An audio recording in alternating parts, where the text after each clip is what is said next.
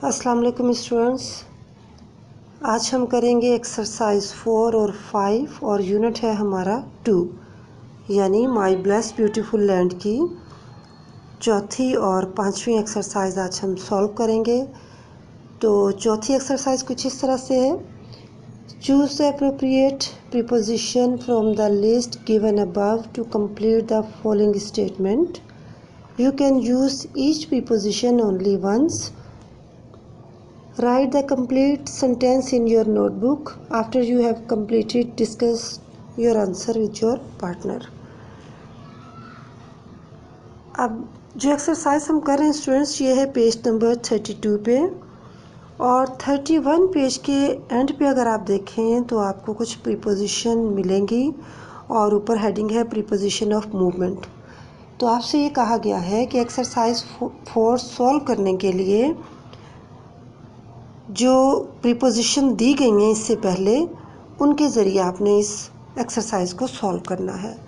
तो पहले देख लेते हैं कि हमारे पास कौन सी प्रीपोजिशन मौजूद हैं जिनके ज़रिए से हमने एक्सरसाइज 4 को फिल करना है। तो जो प्रीपोजिशंस हैं वो कुछ इस तरह से हैं। ऊपर heading the preposition of movement, यानी कुछ प्रीपोजिशंस ऐसी हैं जो मूवमेंट को शो करती हैं। पहले तो आपको ये पता हो कि प्रीपोजिशन होती क्या है। तो यहाँ पे प्रीपोजिशन की डेफिनेशन लिखी है जो मैं आपको समझा देती हूँ। वो इस तरह से है। Preposition are words. प्रीपोजिशन वो अल्फाज होते हैं। वैसे बच्चों आपको मैं बता दूँ कि प्रीपोजिशन को उर्दू में हरफ़े जार या हरफ़े जर भी कहते हैं, और ये चीज़ें, ये उर्दू ग्रामर आपने यकीनन अपनी क्लास में पढ़ी होगी उर्दू के सब्जेक्ट में।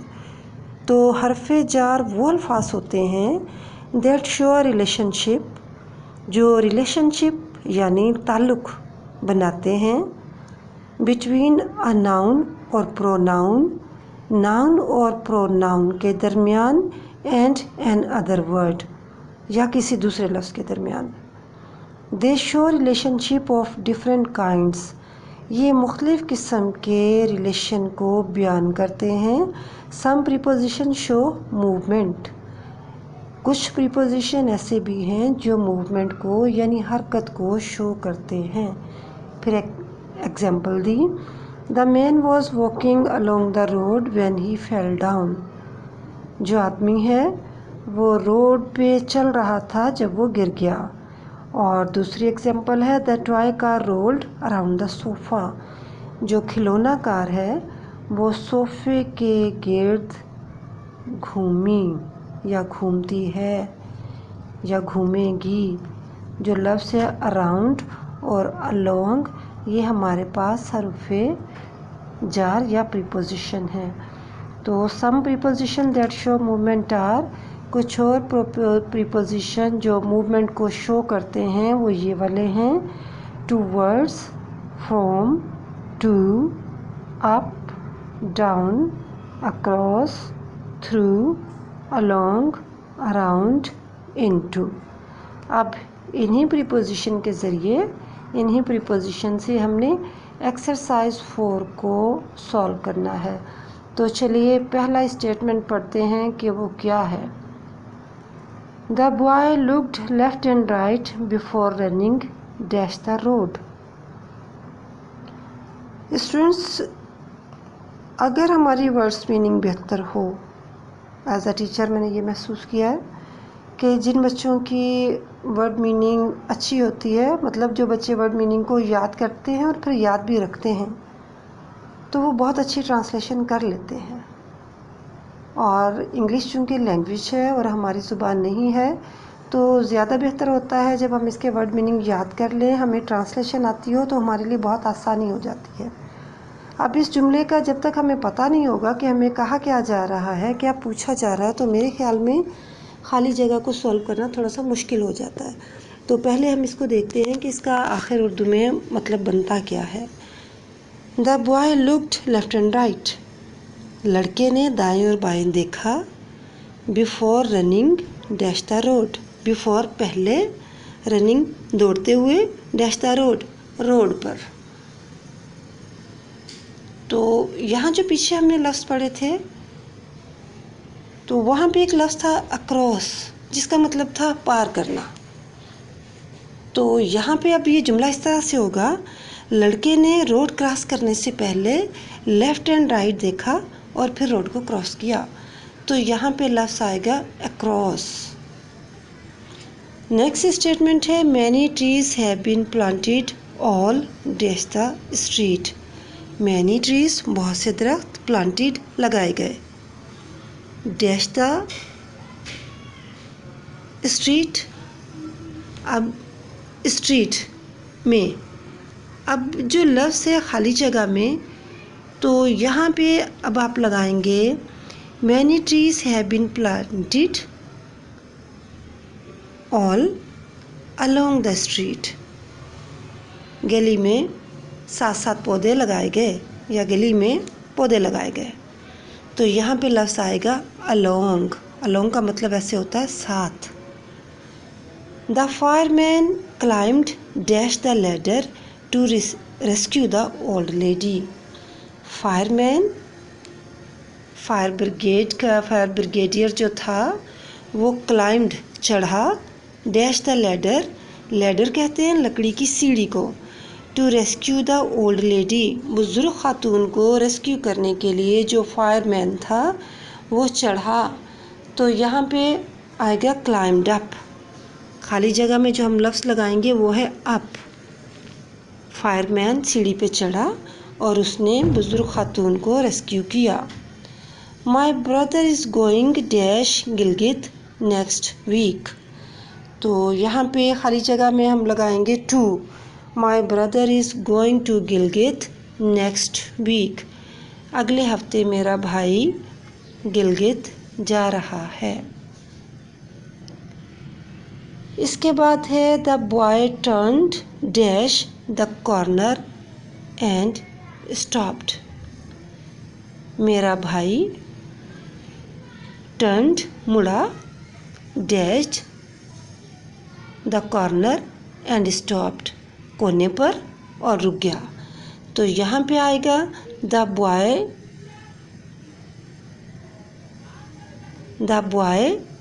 Turned around the corner and stopped. लड़का मुड़ा, कोने के साथ मुड़ा और रुक गया। नेक्स्ट जुमला है हमारा, सालिहा's aunt has come dash Quetta to visit them. Saliha की आंटी आई कोयटा से उनके घर पे, विजिट देम उनके घर पे। कोयटा से सालिहा की आंटी उनसे मिलने आई। तो यहाँ पे आएगा कम फ्रॉम। सालिहा's aunt has come from Quetta to visit them. Next जो स्टेटमेंट है वो है the swimmer dived dash the water from a height of 100 feet. जो स्विमर है, जो तैरने वाला है, जो तैराक है, उसने 100 फीट की बुलंदी से पानी में छलांग लगाई। डाइव मतलब छलांग लगाना। तो यहाँ डाइव के साथ खाली जगह में आएगा इनटू। स्विमर ने 100 फीट की बुलंदी से पानी में छलांग लगाई। इसके बाद है आई was walking dash my friend when I slipped and fail. मैं चल रहा था जब मैं गिर गया, फिसला और गिर गया। तो यहाँ खाली जगह में होगा आई was walking towards my friend. मैं अपनी दोस्त की तरफ जा रहा था। व्हेन, जब, आई स्लिप्ड, मैं फिसला, एंड फेल और गिर गया। तो खाली जगह में आएगा towards. Next statement, walk dash this tunnel to get to the other side. दूसरी तरफ जाने के लिए इस टनल में से गुजरो, वॉक करो या चलो। तो वॉक थ्रू,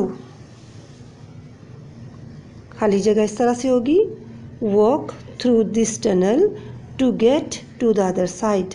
दूसरी तरफ निकलने के लिए, टनल के दूसरी तरफ जाने के लिए यहाँ से गुजरो।